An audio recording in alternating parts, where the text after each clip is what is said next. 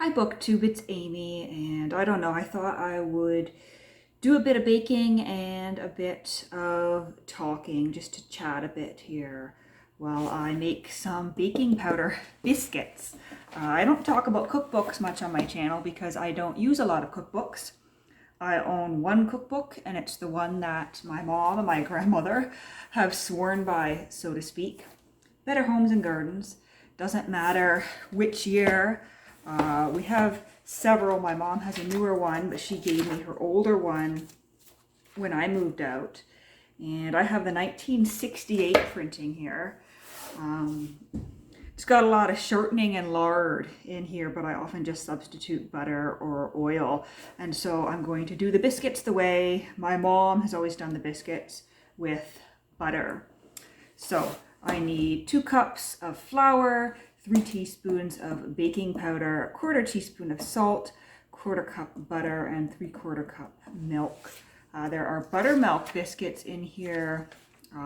No, not in here. There's a recipe for buttermilk biscuits that I think is in perhaps my mom's version of the cookbook. But I just always do the baking powder ones because that means you don't have to have buttermilk in the house. So it's Sunday, and just pardon me while I disappear from the camera for a minute. There's my bowl.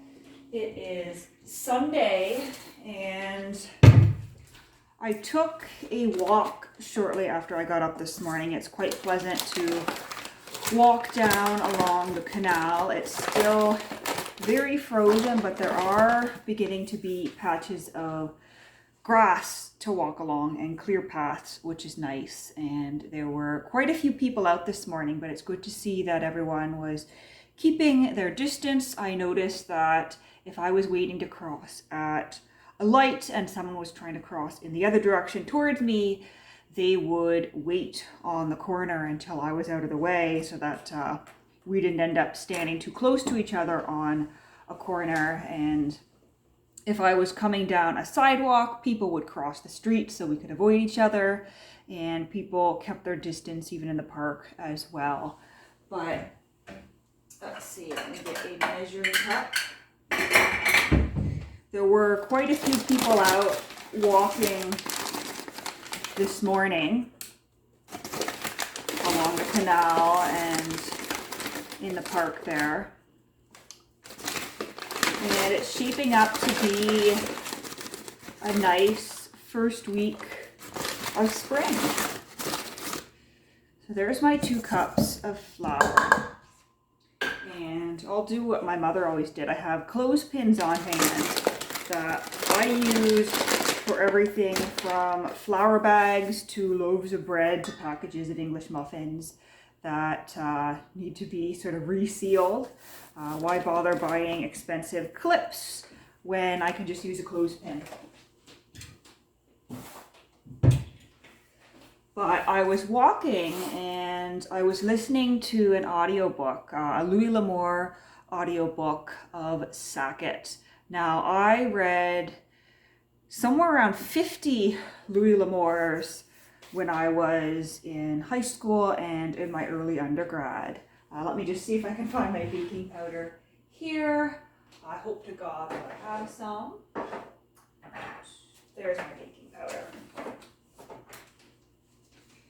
But I started listening to this and I had forgotten just how fantastic Louis L'Amour's writing is, especially when it is read aloud. Perhaps it's even better when you're listening to it as opposed to reading it. But so I'm pretty close to finishing that audiobook, about 2/3 of the way through. I have about an hour left, which means I've only got enough audiobook for one more walk with me listening on 1.2 times speed. But it's really a great book, and I bought it without really knowing which one I was getting into. They all sort of blend together after a bit. But this is a great one because it's about Sackett I never quite know whether it's sachet or sacket. But anyway, you know what I'm talking about. So this is about one of the other brothers, and I'm not even sure which book comes first in the series, because Louis L'Amour did a whole series about the Sackett family. And this is obviously not the first one, despite it being called Sackett, or at least I don't think it is, because L'Amour is making references to other members of the family that have done things as if he's already written books about them. So perhaps this is not the first one. I was kind of hoping it was based on the title, but I kind of lucked out because I remembered, oh, this is actually one of my favorite ones that I read about 10 years ago. Because, you know, it's the typical, he's a good man and he's a tough man and he's a great gunfighter, but somebody did something they shouldn't have and he had to kill them, and now the guy's brothers or buddies or whatever are mad and they're chasing him across the country. And while he's being chased across the country, he runs into some other trouble. So he's found gold, and this is one of the really neat novels because he finds gold after he follows this old trail. There's sort of quartz stones along this path marking a trail, and he thinks it's interesting because there is no quartz in this area, and so it's quite obviously an old trail of some sort. And he realizes that this hidden valley up in the mountains that he finds has probably not been visited for several hundred years. There's some Spanish inscriptions on the rock, but then he realized someone else is indeed there. Someone is taking the venison that he tied up in the tree, and they're not leaving bones, so it's not an animal. And he finds this great big mine of gold in this cave, and so not only is there a mysterious stranger, but he has hit gold, and he is being chased by the brothers of the gambler that he killed. And he is going home to see his mother and his other brothers. He meets up with them, and off they go back to get some of this gold with not only the previous guys on his trail, but now a whole bunch of other people who are looking to take this gold and take this claim from them. And it's also the one where they decide to build their own town. And of course, Louis L'Amour's writing is quite funny. He's got all these sort of sharp one-liners, and I always like the confrontations between our hero and the bad guys, so to speak. So I've quite been enjoying that one. Let me get my butter here.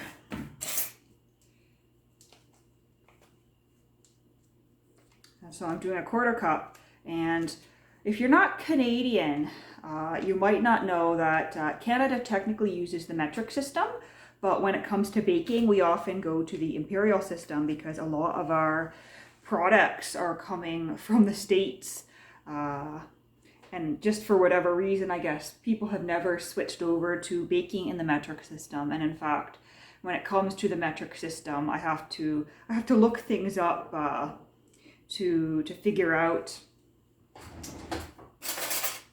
what amounts of things I need. And so I'm always pleased when I have a recipe from an American book like this that is in fact in the old imperial system. So there is my butter there. I'm going to work this in until it's crumbly. And you know, it's quite warm in my apartment. So I only set out this butter about 10 a.m. this morning, and it's about 12:30 now, because if I had set it out the night before, then it would be almost too soft for me to be dealing with. And by deal with, I mean too soft to get out of the foil packaging, because I've had that before where I put butter in my cupboard to put out in a container for things. And then I come the next morning and it's just utterly crumbled and melted. And so I end up literally using my fingers to scrape it from the foil, which thankfully I did not have to do today. I will, however, scrape off some extra with a knife here just to make sure I've got the right amount. And this is something interesting. When I moved to Ottawa, I don't know if it's because we're in closer proximity to the States where it's a thing, or if it just wasn't a thing in my area of Canada, but I was shocked when I went into a grocery store and realized you could buy a pound of butter in 4 individual sticks, because I'd only ever seen butter as one big pound block. So that's all crumbled up there, and now I need to add my 3/4 cups of milk after I get this butter off my hands. So I've got my milk here. These are a biscuit recipe that I've loved all my life. I love biscuits. They're good with butter, they're good with jam. I've got some orange marmalade, so I think that's what I'm going to be eating these with, because I'm obviously not going out for strawberry jam or whatever. But I love biscuits, especially when they're still warm out of the oven. And biscuits are something quick and easy, and my mom would often throw them together to go with a meal sort of at the last minute if she thought we needed something a little more.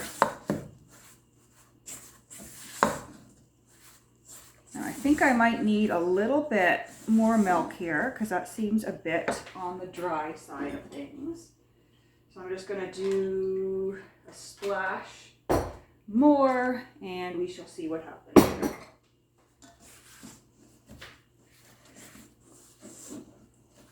There we go, that's more like it. So after I get this worked up a bit, I'm just using my hands here to get it all incorporated.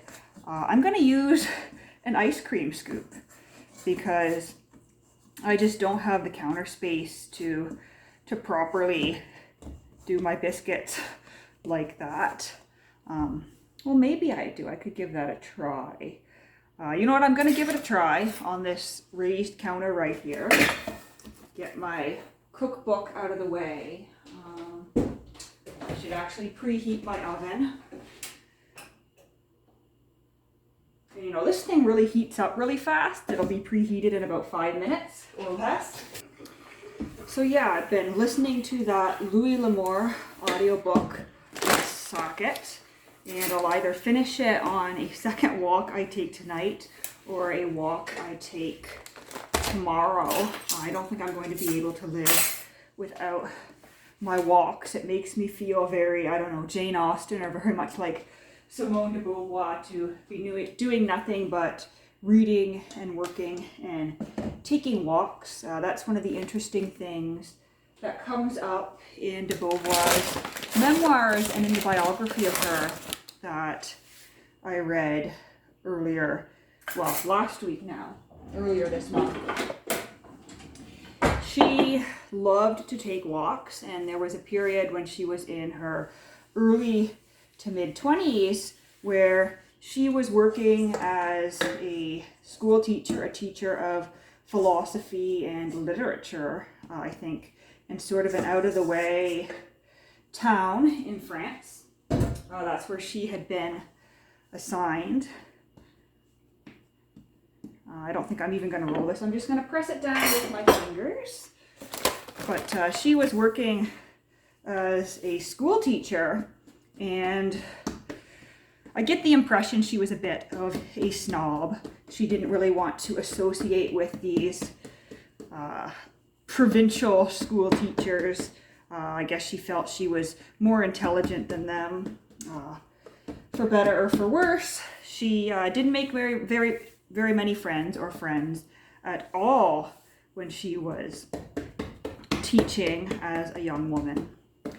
And so she would go off into the mountains on her days off, on weekends, and just take long walks, go for kilometers and kilometers.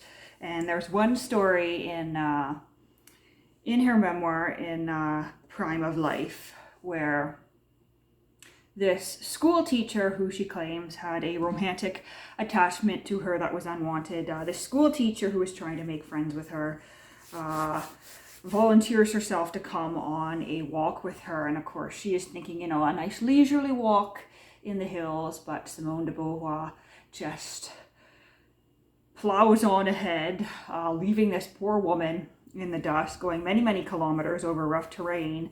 And this poor woman never went on a walk with her again. So I think you can tell Simone de Beauvoir's character from that incident. But it just, when I go on a long walk, it always makes me these days think of Simone de Beauvoir's long walks when she was in her 20s. And then, of course, I've seen on Twitter people talking about they finally understand why everybody wants to go on long walks in Jane Austen novels. And, Elizabeth's 3-mile walk to Pemberley doesn't look too bad. Sorry, not to Pemberley. Netherfield. 3-mile long walk to Netherfield doesn't look so bad to people anymore. So I've only got one baking tray here. We may have to do 2 batches, and I don't technically have a biscuit cutter, so I'm going to use a knife and sort of do my best here. We'll see what these come out as, or that would work too. I could use a rounded part of a measuring cup. As you can see, I don't really make biscuit so much anymore. Yeah, see, that works. There we go, there's a biscuit. I don't make biscuits too often. One, because I don't like the idea of having a whole entire batch of biscuits for me to eat on my own. Because biscuits are delicious, but they're not the most health conscious thing I could be eating. But these are, I guess, exceptional circumstances. I think given this situation, I get to eat whatever I feel like eating at the moment. But yes, I've been reading, I've been walking. I finished 2 books yesterday, and there was one I was supposed to be, I am doing a buddy read for The Dove Keepers by Alice Hoffman, I believe, is the author. And we were starting our buddy read today, my friend Janelle and I. She's got a channel, The World's a Page, but she hasn't posted anything recently. She and I have decided that we have to have a new way of doing buddy reads, because I am a horrible human being when it comes to buddy reads, and I always read ahead or finish early, and I don't play well with others. So we decided, or rather she suggested, that this time we both separately read the book and then talk about it afterwards. And so she suggested that we start today and reconvene a week from now. For some reason I was thinking yesterday was the day we were meant to start, and so I've read the book. I guess I will just wait and not say anything about it, and she and I will talk about it next week. I quite enjoyed it. I won't say much more, but I'm glad she got me to read that, because it's not something I would normally have picked up on my own. There's something nice about the feel of biscuit dough in your hand. So I've got 1 tray of biscuits here, and just a handful of dough that I'll use for the second batch. We are close to preheated here. I will hold off until the oven is preheated, and I will put some of this shit away.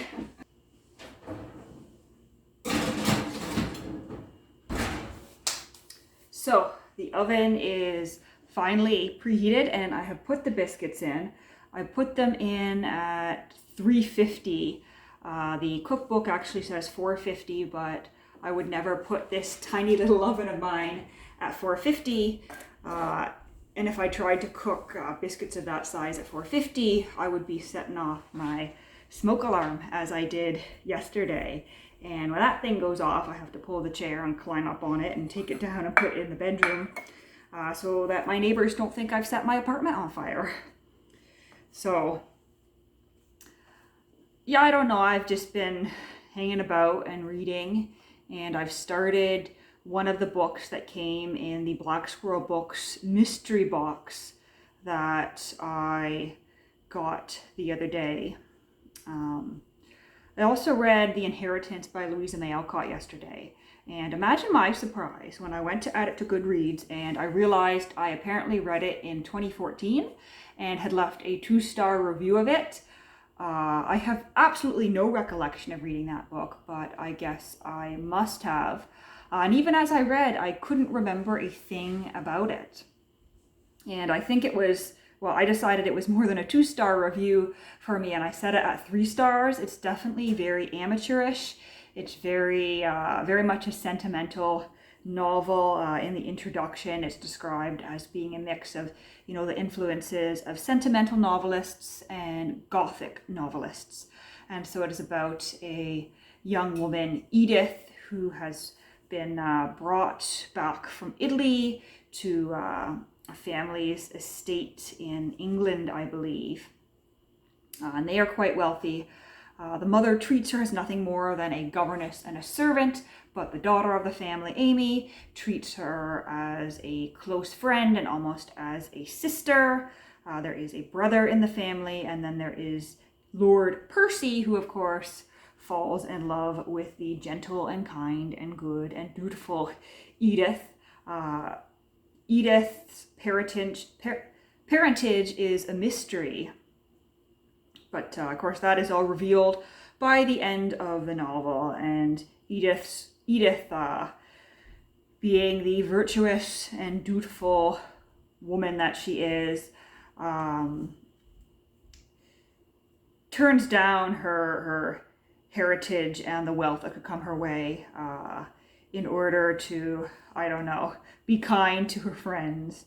And she continues on as things were, but of course she ends the novel engaged. And it's a little bit silly because I can't imagine anyone in their right mind turning down such a fortune. And I mean, even if she had taken up the fortune, it wouldn't have changed much in the lives of the people who the fortune belonged to, because she's not an asshole and she wasn't about to rip everything out from underneath them. And if she had married Percy anyway, she could have just, given the gift, given everything back to them as a gift. But it was very over dramatic, and there are certain scenes. For instance, there was one scene where Lord Percy first catches sight of her, and she's very much in like this Gothic scene playing music, and there's one absolutely ridiculous scene where one character slips over the edge of a cliff,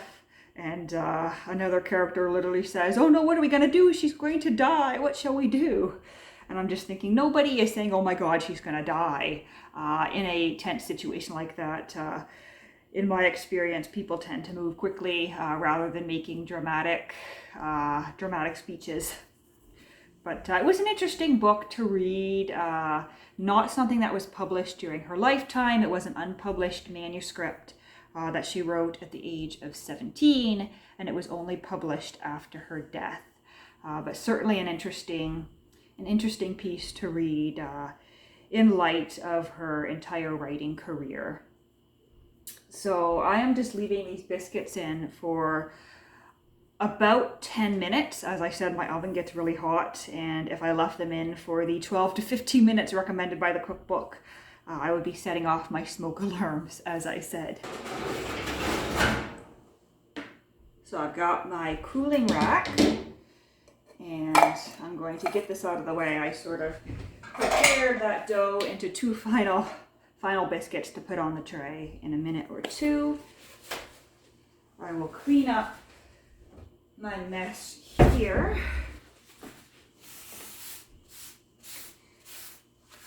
I haven't had lunch yet, so these are sort of going to be my lunch. Another great thing to do with these is sort of a cheap and cheerful meal. You can do cream tuna and put it on top of the biscuits, and you can do that with sour cream, mushroom soup if you have it. I don't have any of those things, so no such thing is happening for my lunch today. The best I could do would be tuna and mayonnaise, but I'm not into that today, so I will just go ahead and I will eat these biscuits with some butter and marmalade. And I've got some canned apricots in the cupboard, so I may pull some of those out as well. So the biscuits are out of the oven. So these look pretty good to me, and I can't wait to cut one. And I usually cut it in half right through the center, make 2 halves, and spread my butter / marmalade / jam on both halves and eat it that way. And I like when they're a little bit crispy on the bottom, because then you get a soft top and a crispy bottom. And they're especially good when you eat them fresh, but they're okay the next morning too for breakfast.